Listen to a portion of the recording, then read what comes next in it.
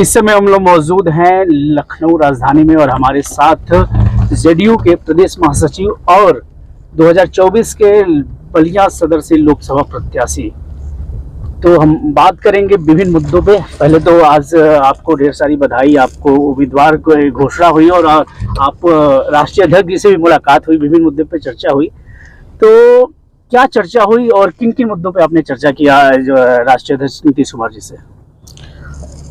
देखिए, ऐसा है कि हमारे राष्ट्रीय अध्यक्ष तो लल्लन सिंह जी हैं और माननीय मुख्यमंत्री जी से हम लोग की मुलाकात हुई थी।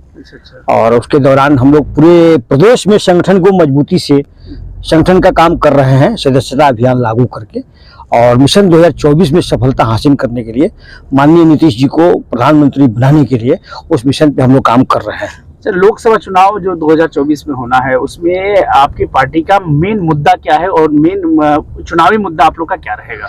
देखिए, 2024 के चुनावी मेन मुद्दा रहेगा कि सबसे ज़्यादा हमारे जो देश में महंगाई बढ़ गई है उस पर सबसे बड़ा एक पहला मुद्दा होगा। दूसरा हमारा मुद्दा होगा जो हमारे नौजवान भाई बेरोजगार हैं, बेरोजगारी नौजवानों की कैसे दूर होगी उस पर होगा। और तीसरा जो हमारे किसानों की आय, पिछली सरकार ने किसानों के साथ धोखा और छल किया है, जो कहा कि किसानों की आय दुगुनी और चारगुनी हो जाएगी। दुगुनी चारगुनी तो छोड़िए, उनकी आय बेचारों की किसानों की पहले से भी कम हो गई है। इतनी चरम सीमा पर महंगाई बढ़ गई है और जहाँ तक देखा जाए तो सरकार पूरी तरह से विफल है महंगाई के मामले में। बहुत बुरी तरह से देश के आम जनता, आम नागरिक की व्यवस्था पे, मतलब कहा जाए तो बहुत ही हिंदुस्तान की व्यवस्था पे आम पब्लिक बहुत ही परेशान है। अच्छा, आपने अभी फिलहाल में ही 2 दिन पहले एक मुद्दा उठाया था कि पूर्व प्रधानमंत्री और समाजवाद के पूरक रहे हमारे माननीय पूर्व प्रधानमंत्री चंद्रशेखर जी, उनको भारत रत्न दिया जाए। तो इस विषय पर आप क्या कहना चाहेंगे?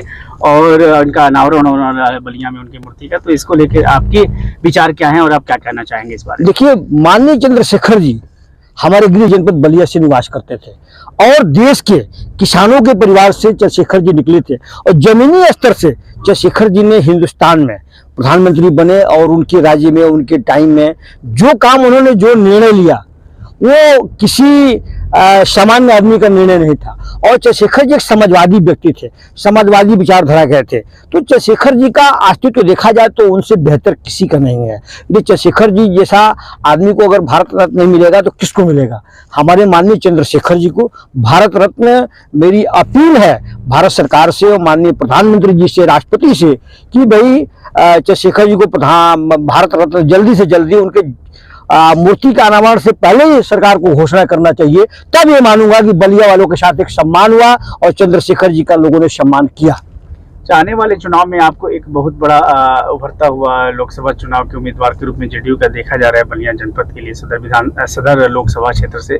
तो आप अपने बलिया जनपद के लिए क्या सोचा है और आपका चुनावी मुद्दा क्या होगा बलिया जनपद में? देखिए, हमारा मुद्दा है, हम पार्टी के नेतृत्व में काम कर रहे हैं, हम संगठन के व्यक्ति हैं और मेरी जो जिम्मेदारी है कि अगर पार्टी ने मुझे जिम्मेदारी दिया और बलिया लोकसभा सीट से चुनाव लड़ाया तो बलिया जनपद को जिस तरह से लखनऊ है, पटना है और दिल्ली है, उस तरह से विकास के रास्ते पे जोड़ने का मेरा काम होगा कि बलिया की विकास माननीय चंद्रशेखर जी के जो अधूरे सपने थे उसको मैं पूरा करके दिखाऊंगा। सर, देखा जाए तो विधानसभा चुनाव जो पूर्व में हुए हैं उनको लेके काफी बड़े बड़े नेताओं ने, बड़े बड़े जो मंत्री हैं आज सूबे की सरकार में, उन्होंने बहुत वादे किए थे बलिया के लिए, लेकिन उस धरातल पर भी कार्य नहीं दिख रहा था। इस बारे में आपका क्या कहना है? देखिए, नेताओं की बात तो हम कुछ नहीं कहेंगे, लेकिन बलिया हमारा जिला बहुत पिछड़ा हुआ है और बिहार से और गंगा और घाघरा और नदियों से घिरा हुआ है, फ्लड से घिरा हुआ है।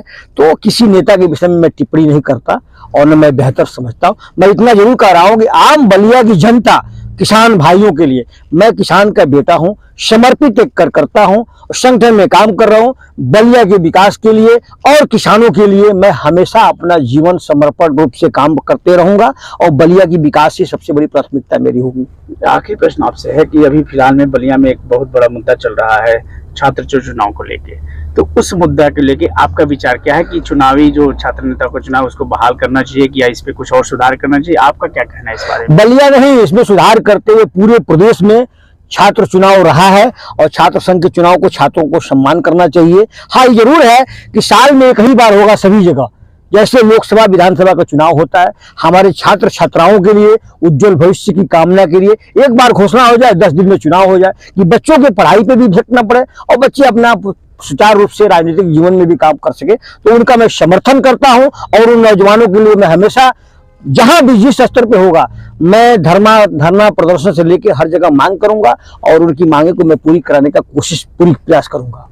अभी ये बलिया का एक बहुत बड़ा विश्व स्तरीय ऐतिहासिक मेला होने वाला है, कार्तिक पूर्णिमा से शुरू होने वाला है, उसको लेके आप जनपद वासियों को क्या संदेश देना चाहेंगे? देखिए, बलिया जिला भृगु दरदर मुनि के नाम पे लगता रहा है और मैं इतना जरूर करूंगा कि भाई ये देश के मेला में गिनती होती है, तो बलिया में मेला के लिए सम्मानित जितने भी हमारे देश प्रदेश और क्षेत्र के लोग, जितने भी लोग मेला में आएंगे, सबका मेरा सम्मान करना परम कर्तव्य है। और जनता की लिए मैं जनपद की प्रशासन से भी अपील करूंगा, माननीय मुख्यमंत्री जी से भी अपील करूंगा कि आम जनता को जो है लाभ और मुहैया मिलना चाहिए। ददरी मेला में जो भी श्रद्धालु आ रहे हैं उनको सुविधाएं मिलनी चाहिए बेहतर से बेहतर। ये मैं उनके साथ, आम श्रद्धालुओं के साथ अपना जीवन समर्पण के साथ से उनके साथ प्रयास जारी रखूंगा। ये थे हमारे साथ अवलेश सिंह, जो कि जेडीयू के प्रदेश महासचिव हैं उत्तर प्रदेश के, जिन्होंने काफी उतार चढ़ाव देखा है अपना राजनीतिक जीवन में, लेकिन उन्होंने एक जो बात कही है कि जो चीजें होनी चाहिए बलिया के विकास के लिए या पूरे प्रदेश के विकास के लिए, अभी धरातल पे वो काम नहीं हो रहा है। अगर इनकी सरकार आती है, अगर लोकसभा चुनाव में इनकी सरकार बनती है, प्रधानमंत्री इनके पार्टी का कोई बनता है, तो देश का विकास एक अलग रूप लेगा। और खासतौर से अगर ये लोकसभा चुनाव लड़ते हैं तो बलिया का विकास पटना सरीके, लखनऊ सरीके किया जाएगा।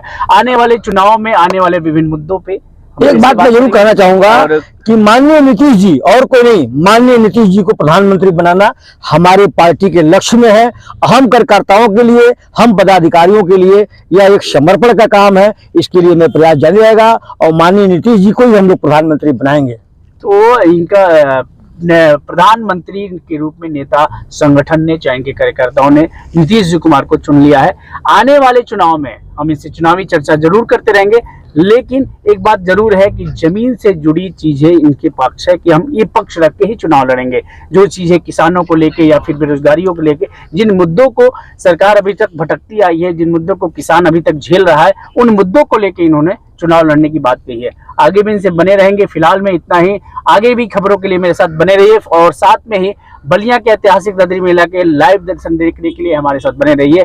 फिलहाल मैं अपने सहयोगी कैमरामैन आदर्श शेखर के साथ मैं वेद प्रकाश सिंह, लखनऊ से सीधा संवाद।